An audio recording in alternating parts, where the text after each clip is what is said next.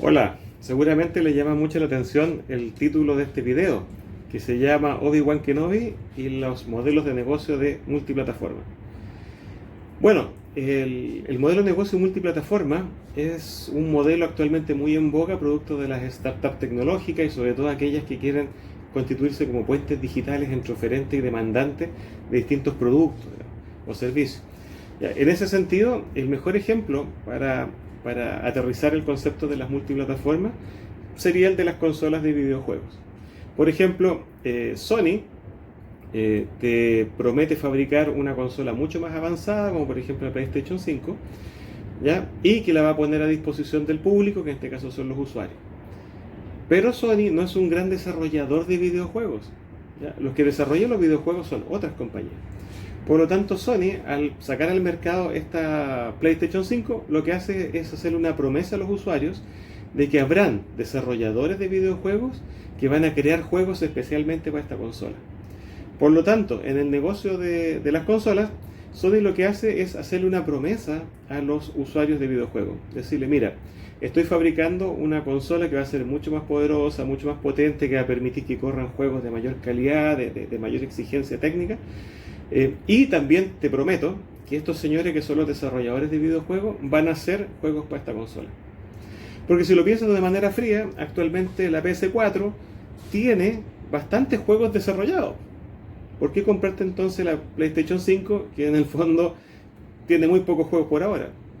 Lo hace básicamente en función de esa promesa, de que van a haber muchos juegos a futuro y mejores, ¿ya? Pero sabemos que parte de esa promesa la debe cumplir un tercero, que en este caso son las empresas desarrolladoras de videojuegos. Esa es la complejidad del modelo de negocio multiplataforma y que básicamente se traduce en lo que ven los emprendedores cuando cometen estos negocios, que es un problema del huevo y la gallina. ¿A quién pongo primero? ¿Ya? ¿Al desarrollador de videojuegos es más importante o el usuario final que me compra la consola? Por lo tanto, ese es el dilema que nos vemos muchas veces cuando transformamos a lo mejor un modelo de negocio en un modelo multiplataforma. Ahora, ¿qué tiene que ver Obi-Wan Kenobi? Obi-Wan Kenobi es un ejemplo, ¿ya?, de la era analógica, bastante más antiguo, de cómo debieras recurrir, digamos, cómo puedes ingeniártelas para poder hacer funcionar que un negocio de plataforma realmente rinda fruto y funcione. De esta manera tiene que ver con los incentivos. ¿Ya? Hay ciertos economistas que no definen la economía como el problema económico, ¿ya? La escasez, digamos, que es mayor siempre que los recursos disponibles, sino que definen la economía como un problema de incentivos, dónde pones o no pones los incentivos. Y en ese caso, las multiplataformas tienen mucho que ver con eso, tienen que ver con los incentivos. Porque, ¿cuál es el incentivo para una de estas partes clave de participar en tu modelo de negocio de multiplataforma?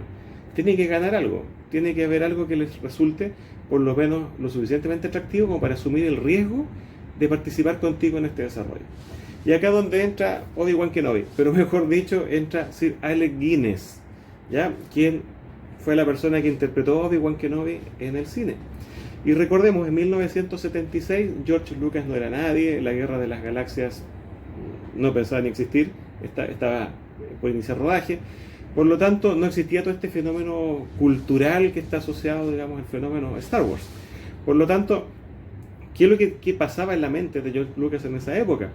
Que tenía un elenco de personas muy poco conocidas, ¿ya? La experiencia cinematográfica de los actores que estaban ahí era muy poca. Había conseguido a una vieja leyenda que era Peter Cushing para hacer un papel muy pequeñito, digamos, en las locaciones en Londres, que fue quien interpretó al gran Moff Tarkin. Pero no había ningún gran actor que le diera peso a la película, ¿ya?, que le diera un nivel actoral distinto y que le diera credibilidad a un personaje que estaba un poco basado en Gandalf del Señor de los Anillos. Por lo tanto, ¿qué es lo que decidió hacer? Decidió buscar y hacer toda una selección de casting para ver quién podría interpretar a este personaje clave que era el maestro de la película, a Obi-Wan Kenobi. Y de esa manera llegó a Alec Guinness. ¿Ya? Alec Guinness es un actor británico con mucha fama, digamos, era un tipo que había estado nominado a los Oscars, había ganado premios Oscar, pero en realidad ya sus mejores tiempos habían pasado y lo estaban contratando bastante poco.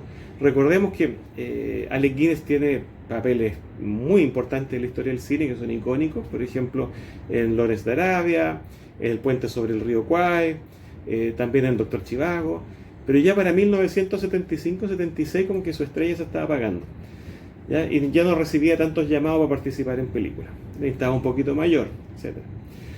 La cosa que George Lucas lo que decide es atacar de alguna manera a Alec Guinness y ver la forma de que él se sume para que su prestigio actoral, digamos, y su fama le den algo de peso a esta película en la cual solamente una persona creía. ¿Ya? Recordemos que la única persona que apoyó a Lucas en la filmación de La Guerra de las Galaxias fue el presidente de 20th Century Fox, Alan Ladd Jr. El resto, nadie creía en esta película para niños que estaba rodando Lucas en Londres. Cuando George Lucas se acerca a Alec Guinness, ¿ya? Y Alec le plantea cuáles son sus honorarios, realmente Lucas no los podía pagar, ¿ya? Y eso es algo que le pasa a muchos emprendedores, no poder pagar los honorarios de alguien a quien te interesa que participe en tu proyecto. Pero Lucas tenía, dentro de su trato con el estudio, tenía un porcentaje de la taquilla y él se había reservado un pequeño porcentaje de el merchandising.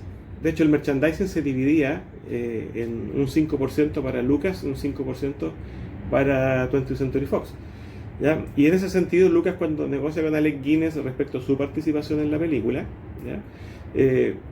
Y no tenía dinero para ofrecerle más allá, le dice: mira, te pago una parte en dinero, pero te puedo dar de lo que yo tengo, que es mi porcentaje en la taquilla de la película, y además, mira, tengo esta idea loca de fabricar poleras, ¿ya? Fabricar poleras que digan Star Wars, ¿ya? Y yo me dejé un porcentaje de ese merchandising y también te puedo dar un porcentaje de eso si tú confías en mí y hacemos la película.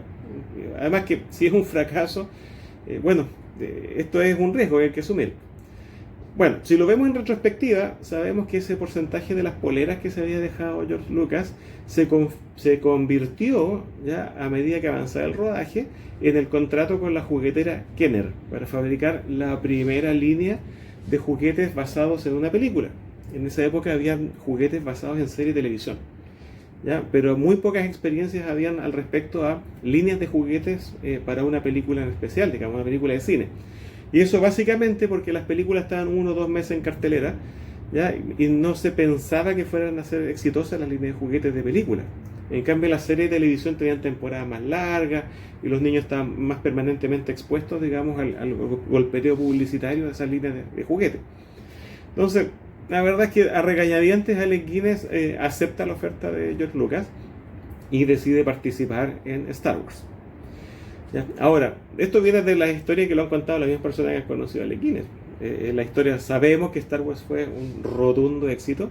Sabemos también que Alec Guinness dijo muchas veces que no le gustó el rodaje porque en el fondo nunca entendió el papel.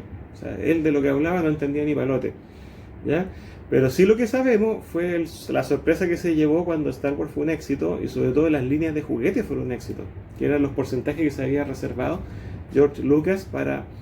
él pensaba y creía realmente que podía haber éxito detrás de una línea de juguetes basada en películas.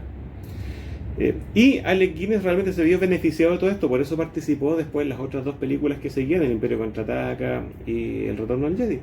¿Ya? Básicamente, y esto es una anécdota que cuentan los que lo conocían, o sea, cada vez que Sir Alec Guinness se pasaba un poco de copa e invitaba hacia otra ronda, la vaga Star Wars, ¿ya? Porque realmente los ingresos por royalty por Star Wars para Alec Guinness fueron mucho mayores que el de todas las películas que él filmó en su vida, todas combinadas. Por lo tanto, en un negocio multiplataforma todos tienen que ganar. Ese es el modelo de negocio del siglo XXI, all wins. Ya el modelo de negocios del emprendedor, medio depredador, ya no funciona. Hoy día la transparencia es muy importante y por otro lado también dar la posibilidad de que todos puedan beneficiarse de tu emprendimiento. De esa manera puedes obtener un modelo de negocio que sea mucho más sostenible en el tiempo. Espero que les haya gustado el video de hoy. Nos vemos en el próximo. Chao.